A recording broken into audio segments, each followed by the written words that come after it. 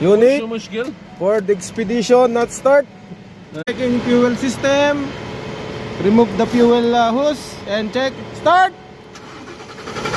Oh. Start. Oh. Start.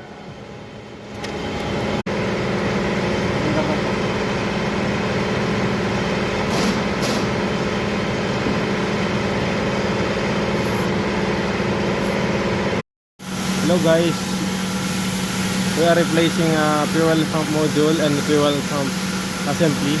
So we need to remove this 5 volt 5 milli volt 1, 2, 3. So you can pull it out, and then if you pull it out a little bit, you can remove the 2 bolts here. I already loose. This is 10 bolts. The size of bolts are 10. There are 2 bolts. This is the main issue of the port expedition, and also the fuel pump.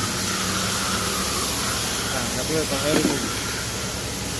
After because we are replacing both the module and the fuel pump is not working.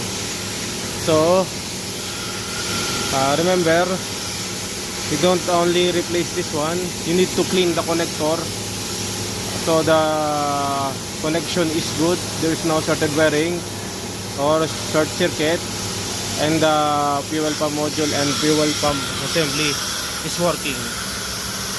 Yeah, this is the main issue of fuel pump. This is the main issue of fuel for the expedition. Losing connection may damage of fuel pump and fuel module. See, fuel module. But I checked the wire. I will fix the wire, and then we'll bring new and the fuel pump assembly. Okay, God bless. Okay guys, after replacing fuel pump and fuel pump module, we will start the engine. Start! Good. Ayos. Good.